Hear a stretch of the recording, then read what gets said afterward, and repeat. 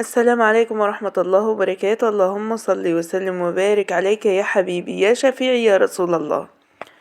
حبايب قلبي اللي أول مرة يشوفوا القناة، ما ينسوش اشتراك وتفعيل زر الجرس وتعملوا لي لايك للفيديو فضلا طبعا من حضراتكم وليس أمرا. بحبكم جدا جدا في الله، ربنا يكبر خواطركم ويرضينا ويرضيكم، اللهم آمين يا رب العالمين. ربنا يشفينا ويشفي جميع المرضى على وجه الأرض، أي مريض يتألم ربنا يشفيه، اللهم آمين يا رب العالمين. جايلكوا طبعا بروتين كده، له خفيف وله تقيل. ويعني بصوا يا جماعة، الناس بتقول رمضان الناس ما بتشتغلش فيه، بالعكس والله العظيم الشغل فيه كتير جدا. يعني أنا العصر بأذن، أنا ما بنهضش يا جماعة جهز الفطار، والله مسافة العصر ما بيأذن كده اللي بتلاقي المغرب خلاص، يعني بتلاقي المغرب خلاص، قرآن المغرب بدأ. اذكروا الله كده وصلوا على الحبيب المصطفى عليه أفضل الصلاة والسلام. البسلة دي بقى أنا كنت عند جارتنا، بتسوق، يعني بوديها مثلا عندي بط مثلا مستغنية عنه، عندي فراخ كده بروح اديها لها، وهي عندها خضار وعندها بسلة وعندها كل حاجة. انا عامة بتسوق من جارتي وصاحبتي، لان هي بتفرش وتسوق عندها خضار، فبتجيب لي على طول، بتصل بيها والله العظيم بتجيب لي لعند البيت. بس هي ما بتجيبش بسلة، يعني صاحبتي دي ما بتجيبش لا بسلة ولا جزر ولا حاجات من دي، هي بتجيب طماطم بطاطس خضار كده يعني يا جماعة. لقيت عندها البسلة دي ومسكرة وعندها لبن، لما بحتاج لبن بروح اشتري منها، لان ما شاء الله لبنها مضمون يعني. فالمهم ان انا جبت البسلة ديت ونسيتها، يعني انا جبتها وعبيتها في الكيس، نقيتها ونقيت الجزر ونسيتها.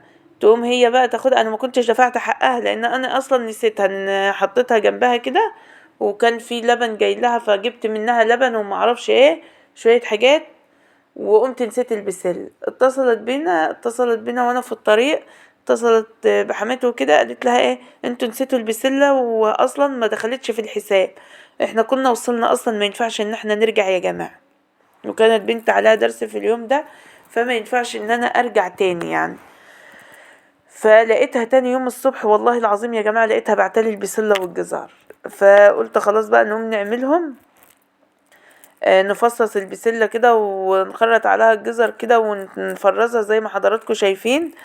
ان انت تفصصيها وتخرطي عليها الجزر وتغسليها وتحطها في مصفى كده تتصفى وتفرزيها، او ان انت تحطيها في شوية مية، ما تحطيش ملح، هي معلقة سكر، السكر مادة حافظة يا جماعة، وليمونة، وتحطها اللي عنده المية متنمل كده، وتقومي خلاص تكوني مجهزة درق مية كبير ساقع من الحنفية عامة، لان الجو برد زي ما حضراتكم عارفين، وتحطيها في مصفى وتنزلي عليها بمية ساقعة.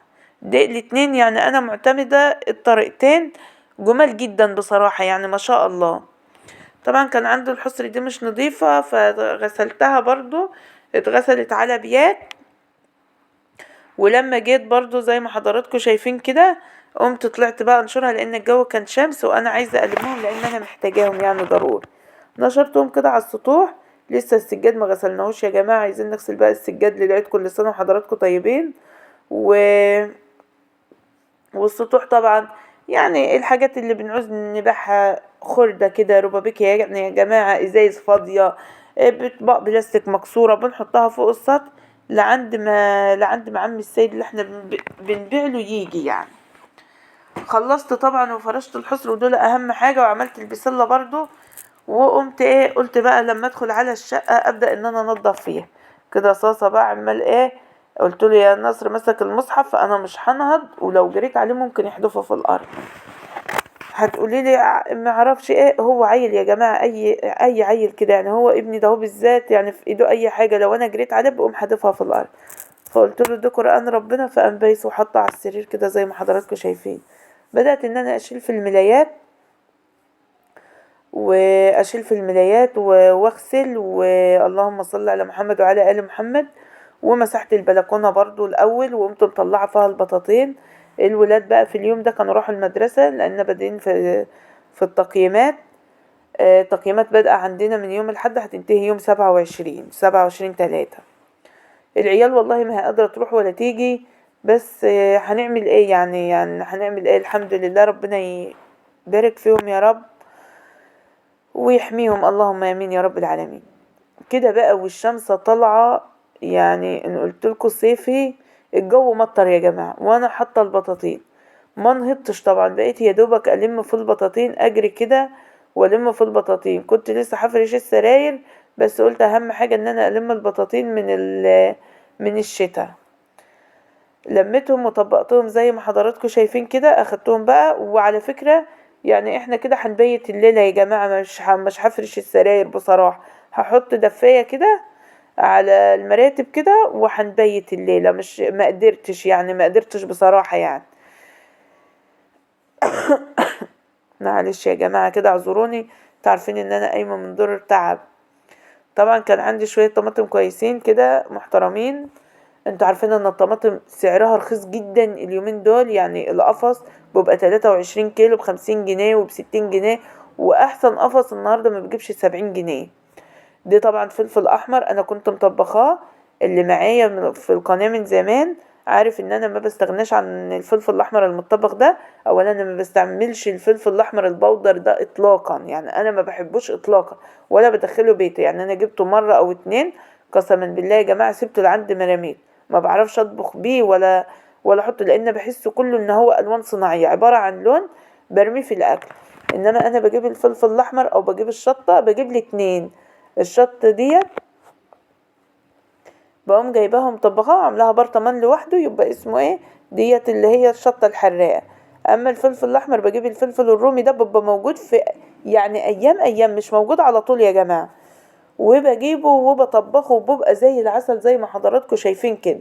عايزة تستخدمي الشطة اللي انت مطبخاها بتستخدميها، عايزة تستخدمي الفلفل الاحمر ده البارد يعني بتستخدمي ده براحتك انت. انا بعمله من السنة للسنة، هو بيجيله اشهر كده، والله انا مش متذكرة اوي هو بيبقى في 9 ولا بيبقى اليومين دول، انا مش متذكرة يا جماعة، بس هو اليومين دول ما فيش فلفل احمر عامة يعني.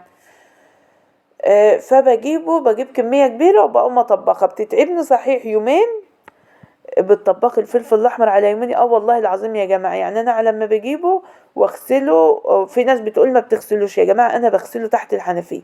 اي خضار بجيبه من بره، اي حاجة بجيبها من بره لعند البلح اللي انا بعمله عصير لولادي انا بغسله، لان اي حاجة انا بغسلها والله. معرفش ان انا اعمل حاجة كده من غير ما اغسلها. طبعا زي ما حضراتكم كنتوا شايفين كان عندي شوية رز بسمتي نقعتهم برضو وعملت الصلصة كده زي ما حضراتكم شايفين، وعبيتها في الاكياس، عملت لي ما شاء الله 8 اكياس، حطيتهم برضو في الفريزر. وقمت جايه بقى على الرز البسمتي ده، انا كنت نقعاه يا جماعة، وكنت نقعاه وانا بشتغل، يعني كنت نقعاه من العصر كده او قبل العصر وسبته بقى. وكان عندي حتة لحمة مفرومة، جبت اللحمة المفرومة دي طلعتها برضو، كانت حتة صغيرة كده، طلعتها تفك، وقمت جايبه شويه شبت وكزبره من الزرعه اللي قدام البيت ومخرطاهم تخريط صغير، وقمت جايه على بصلتين كبار. ما كانش في بصل كبير بصراحه، جبت 3 بصلات حجم متوسط وقمت فرماهم في الكبه كويس جدا. وجيت حطيت الشبت على اللحمه، الشبت والكزبره على اللحمه، وقمت حاطه البصل ما عصرتهوش، حطيته بميته، انا كده كده فرماه من